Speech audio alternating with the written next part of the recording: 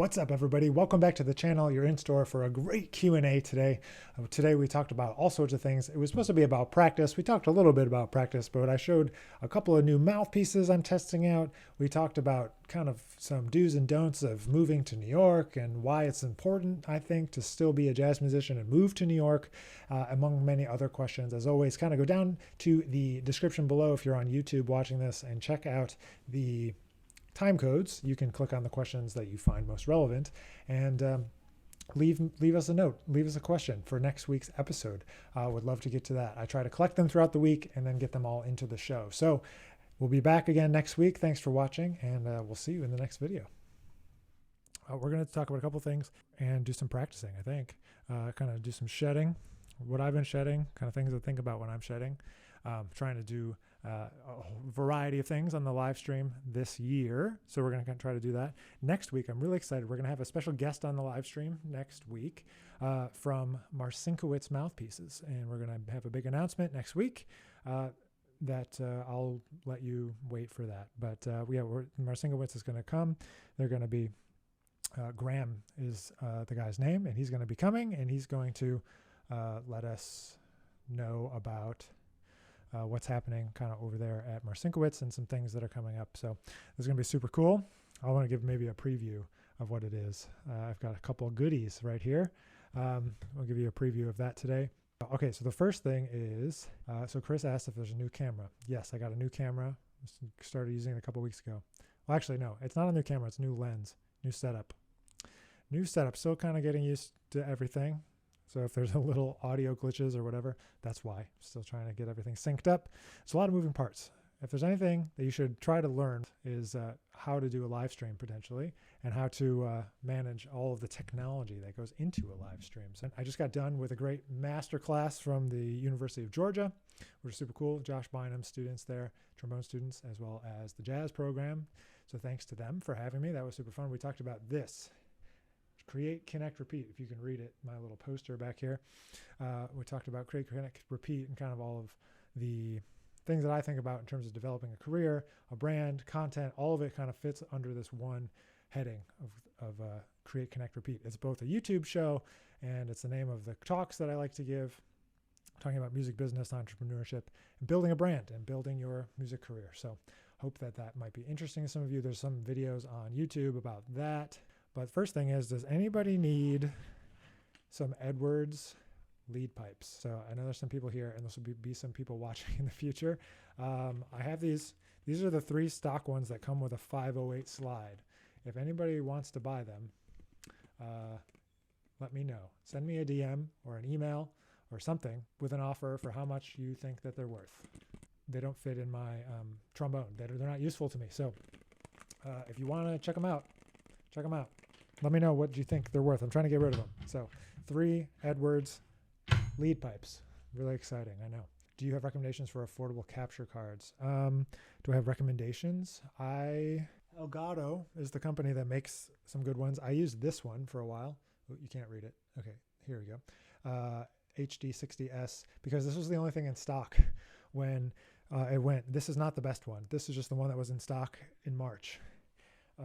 So I bought this one. The Elgato 4K Cam Link is the kind of the standard, but now I have this. So this is a ATEM Mini, and ATEM Mini is a switcher. So now I don't have enough cameras yet, but I was slowly upgrading and buying more equipment. So now I can integrate an actual mixer, microphones, the cameras, all with this switcher. So I've got the switcher. It's more expensive than the ATEM. That Elgato other one is also good. But the thing you have to contend with in all situations, mostly the lag, the latency between the camera and the audio being different. There's some software solutions and there's hardware solutions. The best hardware solution is to run your audio into the camera and then the camera into the computer. But I remembered that I actually broke the input on my camera.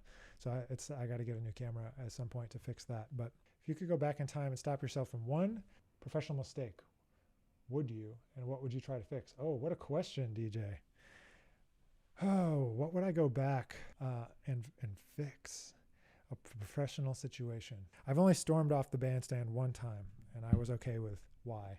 So that one doesn't bother me too much. But being nervous, man, like if I could go back and like just not be nervous about different opportunities, I would definitely do that. I would try to be a little bit less in my own head, about projects, and a little bit less in my own head about what I need to do, and just kind of be a little bit more and hang a little bit more. I mean, I was hanging all the time in New York when I had gigs, but then sometimes there would be times like I lived 2 blocks from Smoke, right? And so like my heroes were playing at Smoke and I would just be at home, and I like didn't go as much. I went plenty of times, but like I should have gone more probably. And the mistake is just like trying to actually have like playing goals about who you want to play with. Anytime that I did set my mind to someone, I was been able to do it and kind of figure out what I need to do in order to make it happen, but not being like big enough or like taking it to heart enough maybe, and like actually going and like learning all of someone's music and really trying to go and play with them. That's something I'm still trying to work through, and that's what I'm working on this week, because I want to play with Chick Corea. And so I've been learning some of Chick's music. So I've been digging back through some of Chick's music this week. I was working on his tune called Bud Powell. That's what I've been working on this week. Brian from YouTube, he says, how do you go about absorbing and remembering music when you check out a new album for the first time? Well, if it's worth remembering, I definitely have to listen to it more than one time. That's for sure. I'm not able to internalize everything like in one day, like in one listen. It's just repeated listening, in terms of remembering it, in terms of like learning it, I got to get the horn out. I got to sit at the piano. I got to play along. That's what I do. I play along with records. I never used to, but now more and more and more over the last 3-4 years of just play along with the records, man. And like, I would like learn solos and play them with the records, but just like play along the records, kind of solo over the top of whoever's soloing, and like just kind of go with the flow in that way and really make it happen. Kapanos, what was difficult about starting a career in New York, and what would you approach starting a career in New York once the pandemic is over? The difficult thing about making a career in New York is that it's really expensive to live there, and jazz music pays very little money. So there's definitely like, for some reason, people have a stigma about like having a day job or something. You have to figure out like how to make it work for you, like that's the hardest part, making it work. And like getting out there and playing rehearsals and just saying yes to everything and going to everything and really having a musical point of view. That's why I really encourage people, if they want to move to New York, a great way to do it is if you're going to go to school anyway, to try to go to school in New York, because you can absorb some of that time of breaking in while you're in school. That's what I did. I had 1.5 years at Juilliard. Well, technically 2 years of school, but it really calendar-wise is only like 18, 19 months. It had that whole time to like break into the scene and like get my feet wet and figure out what I was going to do and who I was going to play with and go and meet people and use your networks. That's what you have to do. You have to use your networks. You have to know what kind of work is going to make you money and what kind of work is going to be for fun. Like playing at Smalls does not make you a lot of money. It's for fun. Playing Broadway shows is for making money. It can be fun also, but it's like, that's where you go to like make money. And you have to have a balance of gigs where you're making money, teaching, everything, and just being open to everything and being comfortable with how long it might take. People told me it was going to take 7 years to break in New York. They were right. They were right. And there's just one thing at a time. You never know where you're going to get that great recommendation from, so you got to be giving your best all the time, making sure that you're really showing up for every gig, like on time. Would you rather collab with Stephen Feifke or Alexa? I collab with both of them. I've collabed with both of them. I just edited a video with Alexa this morning. I'm releasing Stephen's album. A single came out today. So Stephen Feifke, his single came out today. From DJ, going off the New York question, how do you sell yourself to people who don't know you in a way that doesn't make you seem full of yourself or desperate? Yeah, you got to show up. You got to show up for the people that you know and have them recommend you. You have to tell all of the people that you know, like, I'm available to do rehearsals, basically. That's what you have to do. You have to go and show up, because like big bands always need subs, right? That's like the great way. There's reading bands that rehearse at the Union in New York every week, or at least regularly. And just start playing in big bands to meet other trombone players who will then recommend you. So you don't have to do anything except show up, tell people you're available, tell all the UNT people DJ when you get there, like, this is what I'm available. I'm free to do this. I'm free to sub for you. Sub for them for free. Don't ask for money. Just go. And that's what I did. Every person I could think of. I'm free. I'd be happy to go. And then go and do a good job.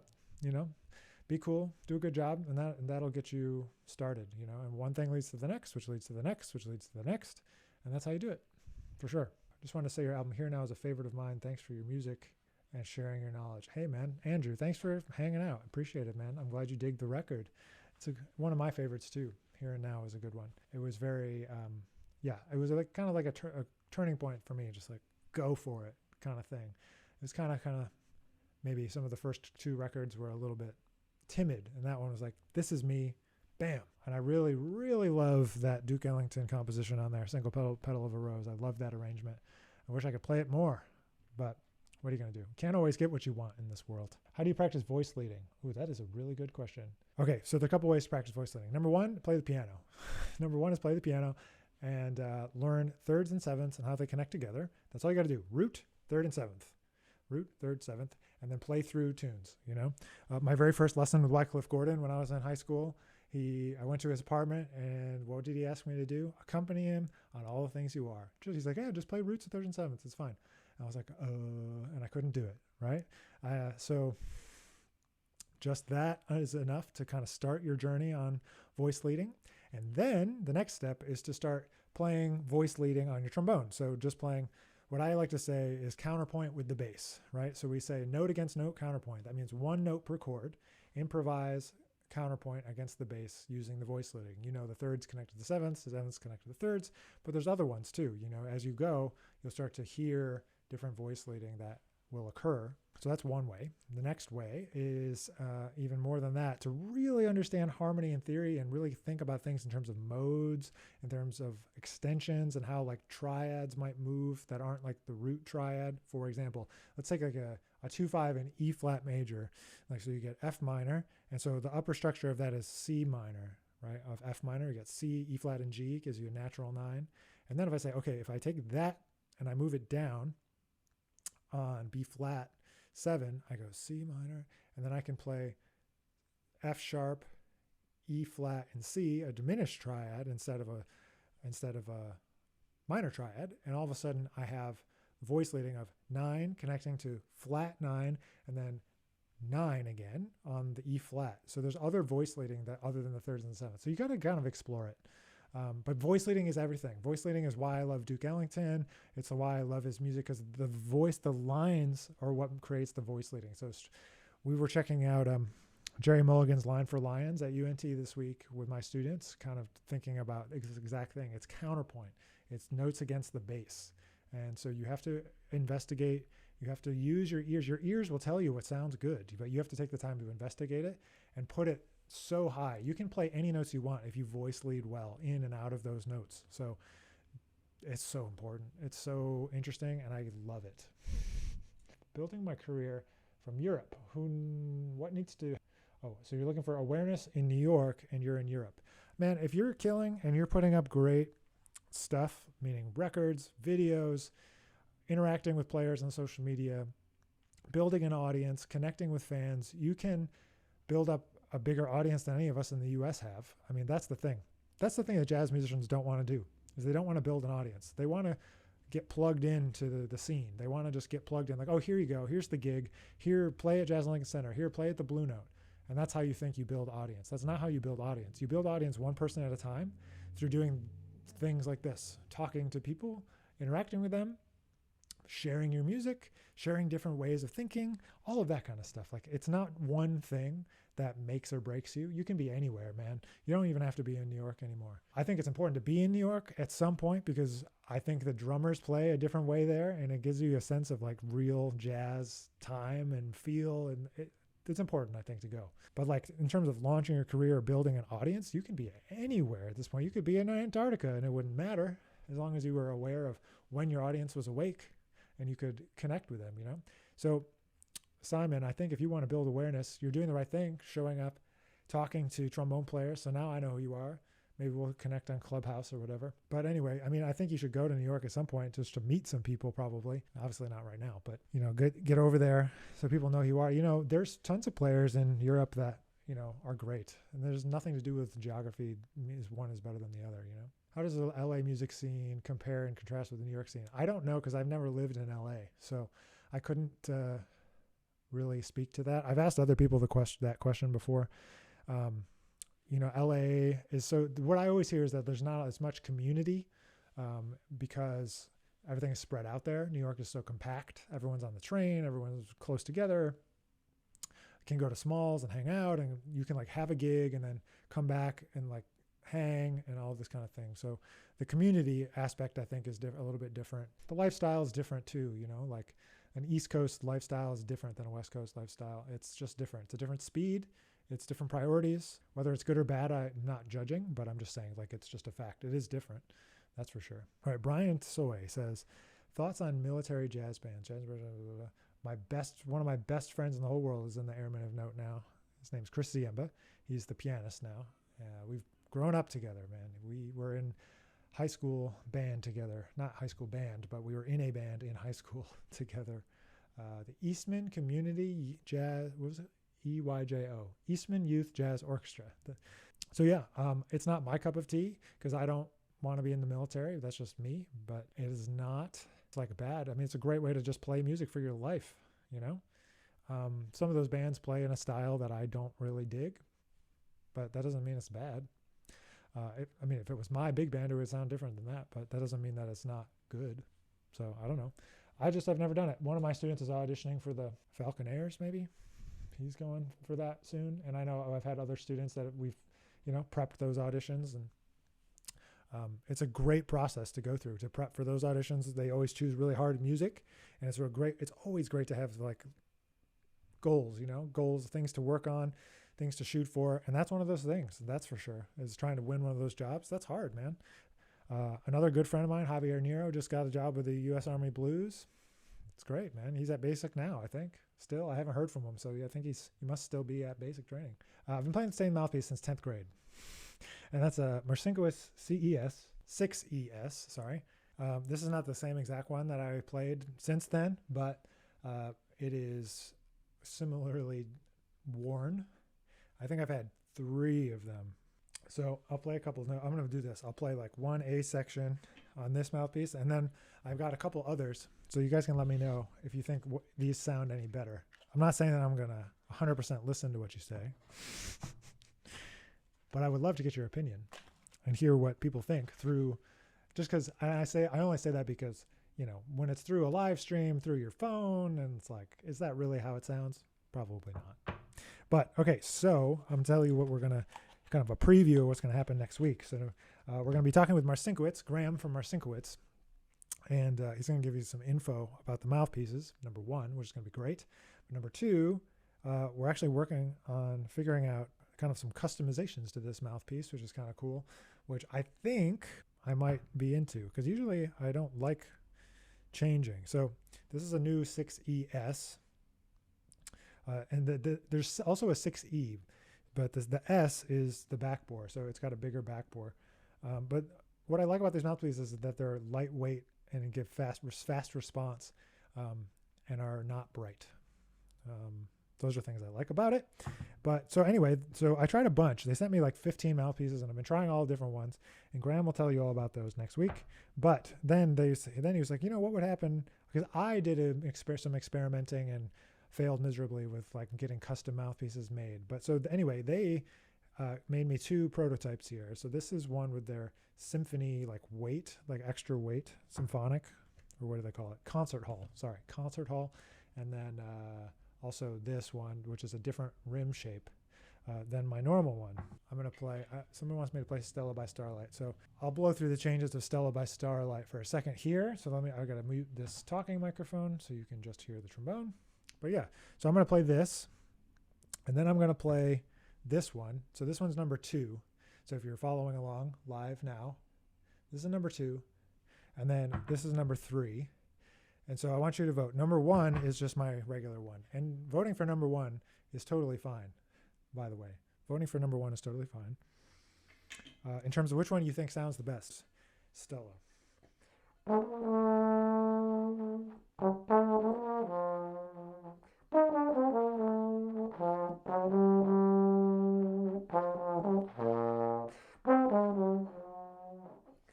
And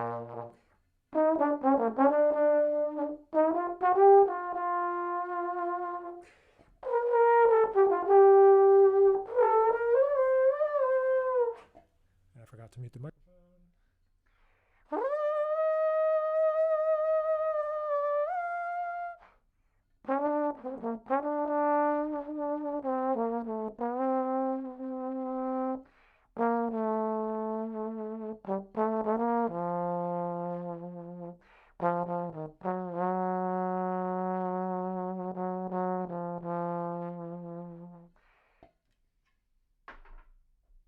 Two.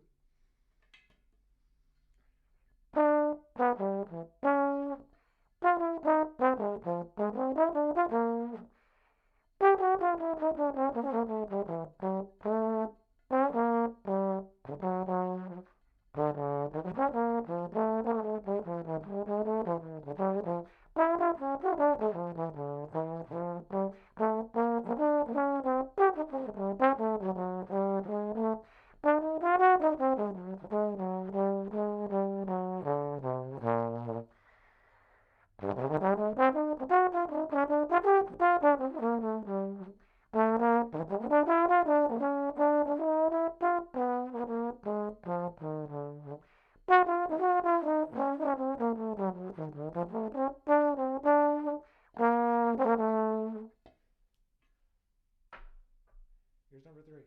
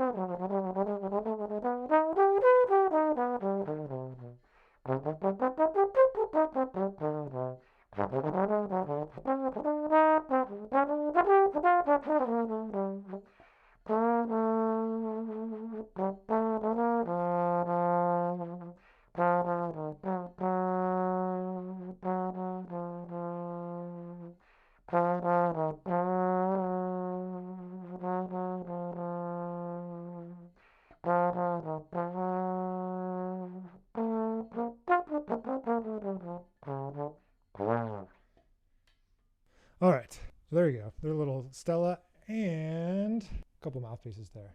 So anyway, I was just trying to get used to them.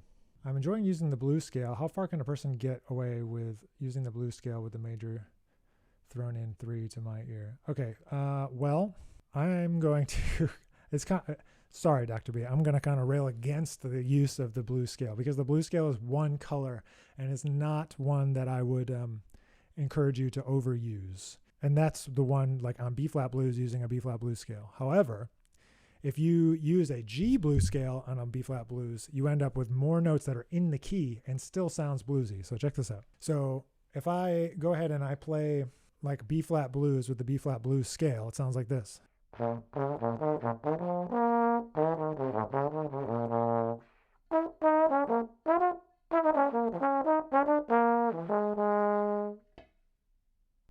Which is cool.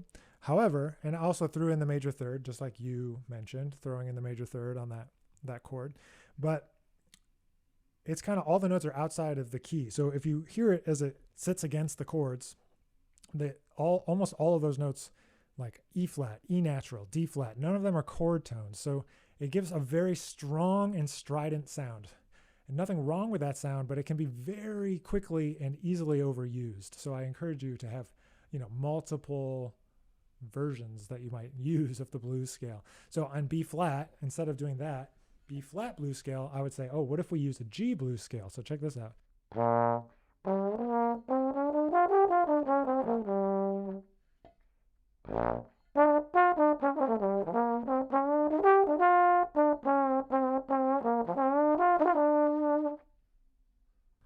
So now you get bluesy sounding vocabulary. However, it's actually more in the key because the G is in the key, the B flat, the C. The D flat is still that blue note, and then you get the major third and you get the F. Some people call it like Kansas City blues scale, something like that.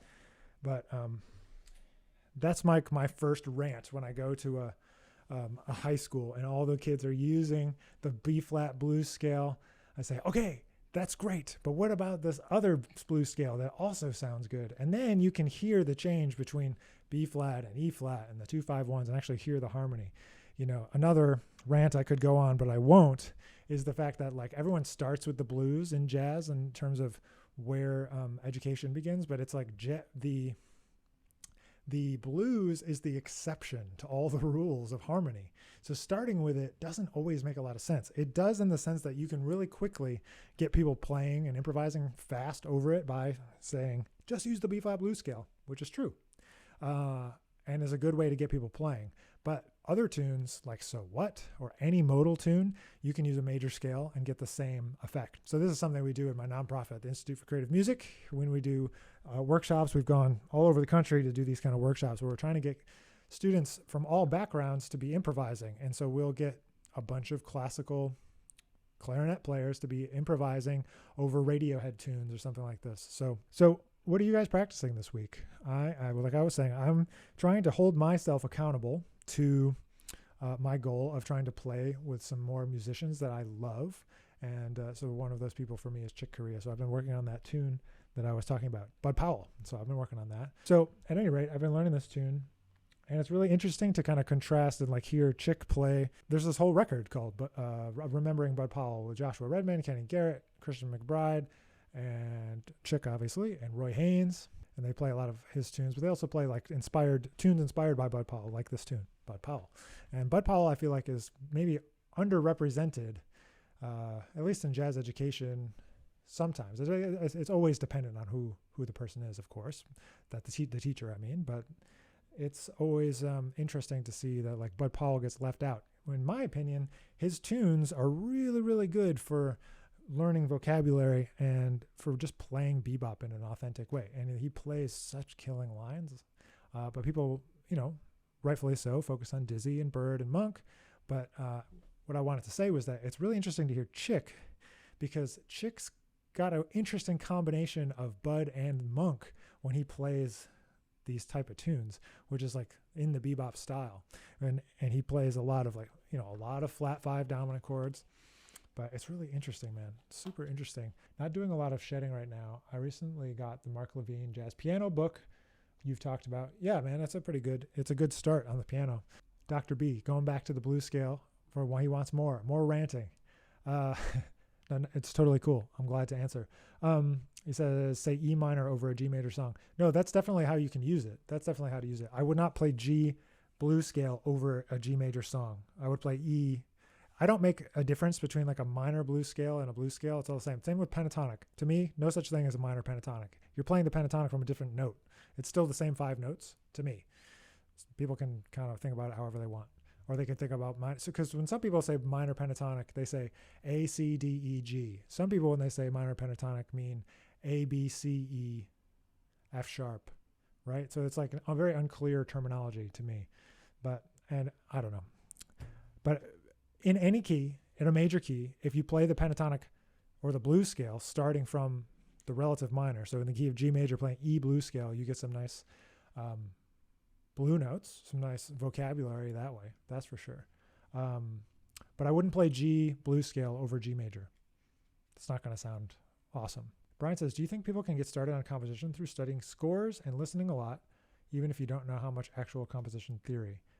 Yes, I do. I think you don't need to study scores even to do composition, because to me, the idea of composition, you're doing it already. If you're improvising, you're composing, So all you're doing is composing your improvisations out of time. So if you've never composed before and you want to get better at improvising, start composing melodies. So you write melodies, and then that starts to inform like, okay, so how do I figure out what harmonies goes with this? And then if you look at just lead sheets and see like, oh, what chord tones usually does melodies land on or start on? It can give you some context, but you just got to write or just sing and then transcribe what you're singing out of your phone. Don't even worry about bar lines. Just write and just do it. And then if you can, get a mentor or a teacher or somebody you can bring it to and say like, okay, I think this is what I mean. Like, I think this goes together. I think this is going to be good, but have them help you find like, what are the changes? What did you mean? Like you might have D minor 7, for example, over F. That's something that happened this week with a student. He wrote D minor 7 over F. And I was like, well, that's just D major, right? Or that's just F major, because you're playing a D minor 7 voicing, D, F, A, C, E over F. Those are all the same notes. So it's just F major. So having someone that can kind of give you those little types of things can get you going. But yeah, just write melodies. Brian says write some contrafacts over familiar tunes. That's a good way to go about it. I say I have kind of a sequence in my virtual studio, a composition sequence, where we start with blues and write different kinds of blues. We listen to different types of blues tunes and write riff blues, like Sunny Moon for Two. It's a tune where it repeats 3 times. And then we write like a jazz blues. And then we write maybe like a bebop blues where it's I'm getting ahead of myself. So you might write like an AAB blues, or then you might write one that's more like Sandu or something like that. That's more through composed, 12 bars. And then you might move on to writing a riffy rhythm changes. And then you might write a more of a melodic rhythm changes, like I Got Rhythm. And then we might go back and write more of like a bebop line over a blues, and then a bebop line over rhythm changes. And then we might go to a songbook tune like Brian was suggesting, so that you don't have to worry about the harmony so much. You can just start composing, just write stuff, So, I mean, there's always going to be a huge pile of stuff that never gets played for everything you just have to start writing. So you don't got to study scores. It's always helpful. Score study is even more important when you start to study like orchestration and things where you're trying to get ideas about like, how do I voice this? Or like, how do I make this this chord sound good? That I feel like takes a little bit more directed study, but just the act of composing just means you just got to compose. Just like if you want to write, you got to write a book, you got to write music, write, and just go, find what works for you. Some people like to write into the computer, into Logic or into GarageBand or whatever. And some people like to write by hand. I like to write by hand and then sing things in, and then I orchestrate in the computer. How to become legendary musicians like you, asking for, trying to share what's in my brain, like with music. I want to make records and all that kind of thing. So I don't know. You just keep on going is really the answer. It's a game of attrition out here. There's a lot of people I went to school with that maybe aren't playing anymore, but it's also a game of limited opportunities. And if you don't set yourself up to take opportunities as they come along, you might end up having to make a choice, about whether you can continue playing music. You just keep on going. That's part of it, Create a life that allows you to keep on going. Would you do a duo bone record? I love it, but I know not all trombone players enjoys that sound. Well, DJ, I probably will record. Probably I'll do that as a digital album. Talking about a little bit about strategy here in terms of jazz industry marketing strategy, because you definitely are touching on something important here that like not the audience isn't that big. So for something like a duo trombone record, so I'll probably release it as a digital album so that I can just send it out to people that are interested, and so that means other trombone players most likely. And some people will check it out, I'm sure, like a duo thing, but I've been writing a whole a whole book's worth of duets that I'm going to try to record with some different people. And so that should be fun. But you got to find different ways, different textures. That's the important thing that I think about is like textures. What are their thoughts on transcribing other instruments apart from ours? Yeah, man, you got to do it. You got to get vocabulary from inside the tradition and outside. So for me, that means I transcribe some Pat Metheny and Clifford Brown. Those are 2 big ones for me. Michael Brecker, all kinds of things. You got to get it, but it's like I went like this, right? So I started trombone, and then I went no trombone, only other instruments, and then I went, wait, but JJ's killing, and I came back. And then so I try to take my students on the same journey, like deep dive. Okay, what do you want to do? Who, what, where, when? What crazy stuff do you want to try to play? All right, let's do it. And it's like, all right, but what about the fundamentals? What about Steve Davis? What about JJ? What about Curtis? It's a cycle. How much, Dr. B, how much do you practice each day? I struggle to have a regular practice session now, to be honest. It compares with 5 to 8 hours a day. When I was in college, I was obsessed with making sure that I practiced every day. Obsessed. I would bring my horn on vacation. I wouldn't do anything fun until I practiced. And now I just have so many different responsibilities that sometimes the horn ends up taking the back seat, unfortunately, which is a drag. But but if I can practice, I'll practice 3-4 hours. That would be ideal. But in college, it was like 5 to 8 hours a day, grad school, as much as I can, you know. Sometimes it's at home, sometimes at school, sometimes with a practice mute, sometimes not with a practice mute, sometimes doing play-alongs, transcribing, doing trombone maintenance, doing basics, you know, every day, just trying to move the floor up a little bit, you know. Question, do you have performance anxiety? If so, how do you deal with that? Not so much. When I was in middle school, I had to get over it really quick. When I was in middle school, I decided I was like more of a singer, not a trombone player, really. Transcription, written or ear? My answer is both.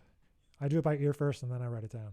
But performance anxiety, so I would used to sing in front of large crowds when I was in middle school, and that kind of got me over my fear, because that's way more, an awkward middle school version of me was way worse than like getting in front of people and playing now. But, you know, it's just important to remember that like people want you to sound good mostly, and they want you to succeed. And it's just a matter of repetition. You have to get up in front of people and play or talk, you know, either way. Play, get in front of people as much as you can. My student Jack, who's auditioning soon, he intentionally puts himself in situations that are going to make him nervous so he can get over it, you know. Host a mock audition so you can put yourself in a situation where you're going to have to be in front of your peers, and they're going to have to they're going to judge you and tell you if you sounded good or not, you know. So just put yourself in those situations, and eventually I think you desensitize yourself and you realize it's not a big deal. Okay, last question. When you were growing up, did you have many people around you who shared the same passion and investment into jazz and trombone like you did? No, not really.